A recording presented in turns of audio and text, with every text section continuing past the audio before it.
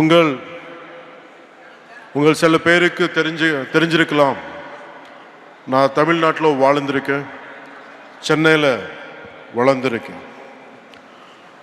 நான் தமிழ்நாட்டு விட்டு போய் 30 வருஷத்துக்கு மேலே ஆகுது. நான் தமிழ்நாடு விட்டுட்டு போயிருக்கலாம், ஆனால் தமிழ்நாடு என்னை விட்டு போகலை. ஏன்னா தமிழ்நாட்டு என் மேலே ஏற்படுத்தின தாக்கம் ரொம்ப ஆழமானது. When I was growing up here, the impact and impressions are very deep, right from Tirukkural to martial arts, politics to devotion and cinema.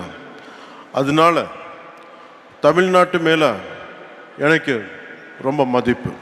எனக்கு தமிழ்நாடு திருவள்ளுவரோட பூமி, சித்தர்களோட பூமி, நான் வணங்குற தமிழ் கடவுள் முருகனோட பூமி,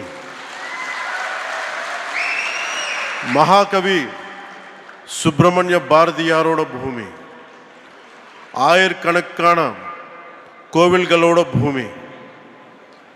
எனக்கு பிடிச்ச புரட்சி தலைவர் எம்ஜிஆர் அவர்கள் வாழ்ந்த பூமி, வீர விளையாட்டு ஜல்லிக்கட்டோட பூமி. இந்த வீரபூமிக்கு என்னுடைய அன்பு வணக்கம். The experiences from Tamil Nadu have become a guiding light to my life. Tamil Nadu எனக்கு கற்றுத்தந்த அனுபவங்கள் என்னோட வாழ்க்கையோட வழிகாட்டியாவே மாறிச்சு. Today this seminar is about one nation and one election. ஒரே நாடு ஒரே தேர்தல் பற்றி பேசுறதுக்கு நம்ம எல்லாரும் கூடியிருக்கோம். இந்த ஒன் நேஷன் ஒன் எலெக்ஷன் பற்றி நிறைய பொய்யான தகவல்கள் பரப்பப்படுது, தவறான புரிதல்கள் உருவாக்கப்படுது. அது நம்ம just like EVMs. எலெக்ஷன் டைமில் if you look at in TV and election results டைமில் அவர் ஜெயிச்சா EVM சூப்பர் பான்னு சொல்லுவாங்க, அவங்க தோத்தா EVM டேம்பர் பண்ணியிருக்காங்கன்னு சொல்லுவாங்க. இன்னும் என்ன சொல்லுவாங்க, EVM மெஷினில் சூடு வச்சுட்டாங்கன்னு சொல்லுவாங்க. அதே மாதிரி ஒரே நாடு ஒரே தேர்தல் விஷயத்தில் கூட ரெட்ட வேஷம் போடுறாங்க. அவங்க அந்த காலத்தில் one nation one election support பண்ணா அது சூப்பர். இப்போ திருப்பி அதே ஒன் நேஷன் ஒன் எலெக்ஷன் இப்போ கொண்டு வந்தா அது மோசம். இது எப்படி இருக்குன்னு தெலுங்குல சொல்றேன். அத்தை பகல் கொடுத்தே பார்த்தக்குண்டா, கோடல் பகல் கொடுத்தே கொத்தக்குண்டா. நான் தமிழில் சொல்றேன், தப்பா இருந்தால் கொஞ்சம் மன்னிக்கணும். மாமியார் வடைச்சா மண் குடம், மருமக வடைச்சா பொன் குடம். వాళ్ళు చేస్తే அவங்க பண்ணா ரைட்டு, நம்ம இது முன்னாடி எடுத்துன்னு போனா தப்பு. ஸோ ஒரே நாடு ஒரே தேர்தல் இந்தியாவுக்கு புதுசில்லை, நம்ம தமிழ்நாட்டுக்கும் புதுசில்லை. ஃப்ரம் 1952 to 1967 வரைக்கும் நாட்டோட ஃபர்ஸ்ட் எலெக்ஷன்ல இருந்து அடுத்த 2 decades it was always simultaneous elections, assembly and parliament. When the cycle was broken, simultaneous இருக்கணும்னு இன்சிஸ்ட் பண்ணது வேற யாரோ இல்லை, அன்னைக்கு சீஃப் மினிஸ்டர் கலைஞர் கருணாநிதி அவர்கள். And he is the one who insisted. He is the one who wanted this to happen. And today the sad part is they are opposing it. One nation, one election is not an untested theory, but rather a return to a system that our country successfully implemented in its formative years. This was when we just got freedom. In the most difficult early decades, our Bharat, Namanat, demonstrated a remarkable unity, irrespective of parties, and administrative capability by holding largely a synchronized elections for nearly 2 decades. Today, whoever is opposing the one nation, one election should go and read Kalainar Karunanidhi's argument in Nenjikku Needhi in favor of simultaneous elections. Karunanidhi avargale urged the center to constitute a committee to restore simultaneous elections. That's what exactly is being done today. National leadership is implementing the vision of none other than Kalainar Karunanidhi avargal. His dream, his thought. And it is strange and bizarre. We are trying to implement Ayya Muttavel Karunanidhi's proposal. And it is strange and bizarre. Ayya Muttavel Karunanidhi Stalin avargal opposing what his father has proposed. This is what we all should look into it. No matter in all these years, the last few decades, somewhere in the nation, elections keep on happening. We are losing focus. We are losing mandates. Greatest wastage of expenditure. Constantly big brick batting. Constantly mudslinging from different political parties onto each other. Somewhere we have to put an end to this. One election is over, suddenly one more election comes. And we are getting tired of just because of looking at it. But the problem is about the development is taking a back seat. So I'll share a few examples to you. If young and resource-constrained India could achieve a system akin to one nation, one election for nearly 2 decades after independence, then what is preventing a strong, a prosperous and technologically advanced Bharat from implementing the same now? What obstacles stand in the way of embracing a system that promises greater stability, reduced expenditure, and a more focused approach to governance? Allowing our leaders to dedicate more time, they can dedicate themselves fully to the progress and prosperity of our every citizen. Consider a common scenario that happens in most of our states. Let us say an assembly election is held in a year. Later the state goes to the local body and panchayat polls in another 1-2 years' time. But by the time this ends, the preparations for Lok Sabha begins again. This creates a near continuous election cycle where political parties and the administration are continuously engaged in election-related activities. Where is the time for growth? Where is the time for stability? Where is the time for economic prosperity? For instance, if a state had assembly elections in 2021, local body polls in 2022, and then the national elections in 2024, the focus on consistent governance is inevitably diluted. The opposition also engages mostly in electoral strategies and electioneering and giving only limited attention to fighting for the public causes. India is in a constant state of election preparedness.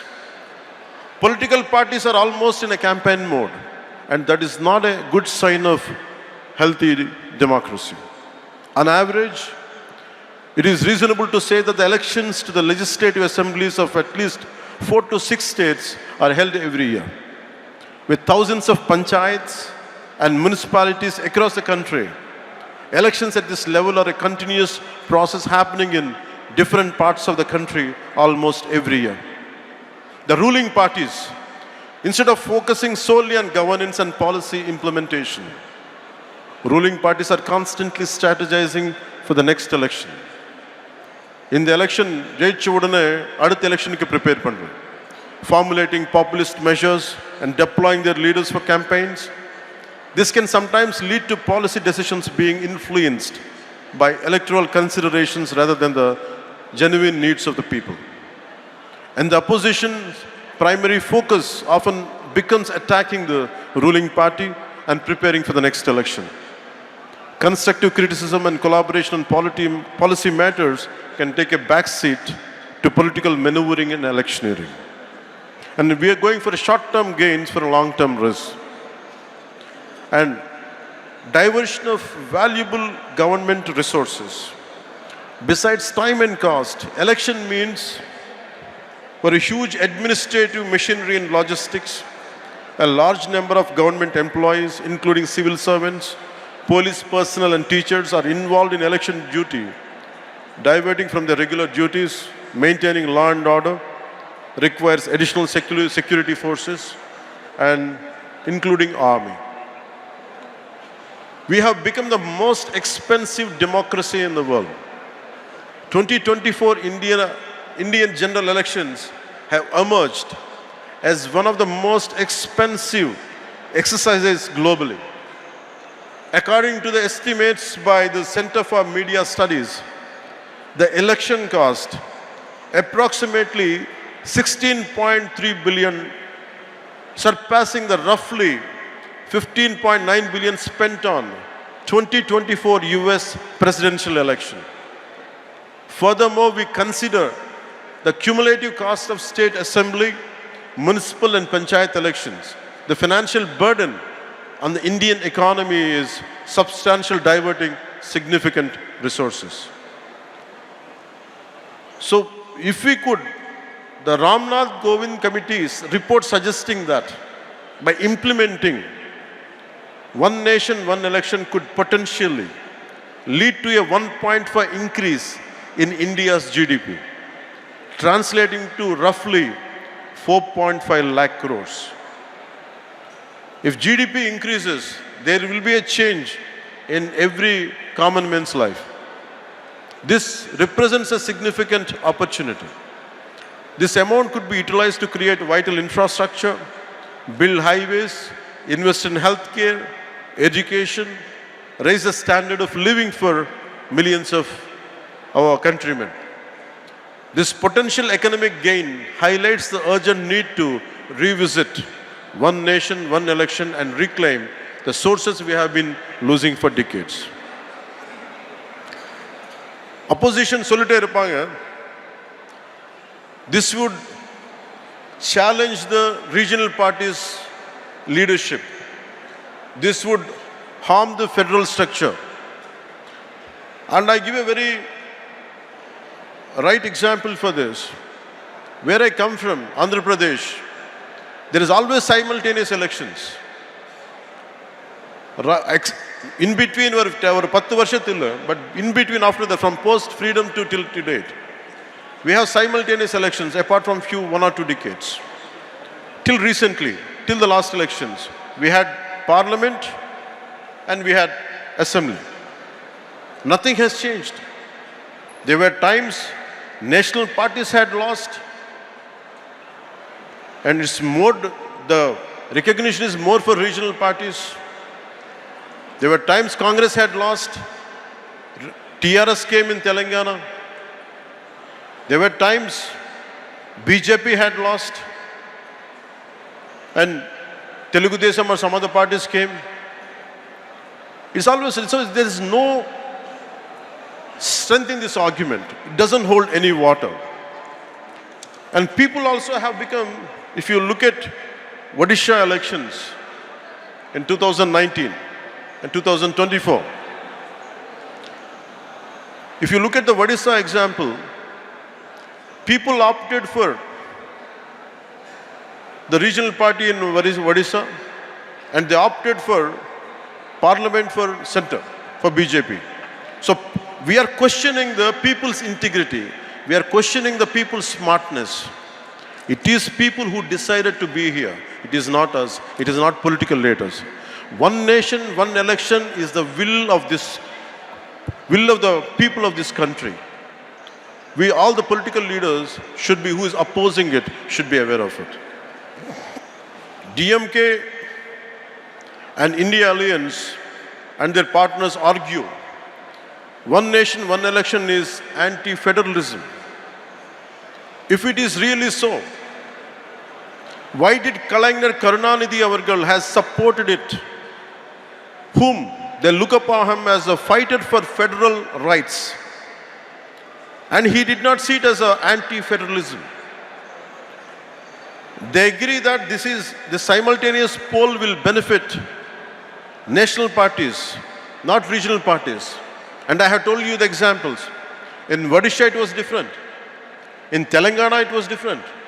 And BJP didn't gain there. So that argument doesn't hold any water. I request Honorable Chief Minister Thiru Stalin avargale to revisit your resolution opposing one nation and one election. I request you to consider its potential to strengthen India's democratic framework by enhancing the efficiency of governance, optimizing resource allocation, and fostering national cohesion. While addressing a Tamil Nadu's valid concerns, I am from South. I understand each and every aspect. அது Hindi imposition இருக்கலாம், ஒரு language பற்றி இருக்கலாம், one nation one election பற்றி இருக்கலாம். If there are concerns for DMK, I am also a regional party. I am not a national party. And I am able to gain the foothold. In 2019, I went alone. So political stability and political having a solid foothold is different. Our individual agendas should not hamper the growth of people. You should create the stability for the people, not instability. I request Honorable Chief Minister Thiru Stalin avargale to look into his call. And we promise you, while addressing Tamil Nadu's valid concerns about federalism, state autonomy, and logical feasibility through inclusive dialogue. ஏதாவது பிடிக்கலன்னா நம்ம உட்கார்ந்து பேசிக்கலாம்ல. And we will see we have enough robust constitutional safeguards out there and a phased implementation approach that respects India's diverse regional entities. And I request Honorable Stalin avargal to look into it, to reconsider, and let this policy, he should be able to support and take it forward. In short, I can say, ஒரே நாடு ஒரே தேர்தல் இது அரசியல் சீர்திருத்தம் மட்டும் இல்லை, இது ஒரு பொருளாதார சீர்திருத்தம், இது ஒரு நிர்வாக சீர்திருத்தம், இது ஒரு ஆட்சி சீர்திருத்தம் கூட. முக்கியமா நம்ம நாட்டுக்கு, நம்ம தமிழ்நாட்டுக்கு தேவையான சீர்திருத்தம். ஒரே நாடு ஒரே தேர்தல் காலத்தின் கட்டாயம். Let us unite as Indians. ஒரே நாடு ஒரே தேர்தல் ஏற்றுக்கொள்வோம். வாழ்க பாரதம், வளர்க தமிழ்நாடு. நன்றி, வணக்கம்.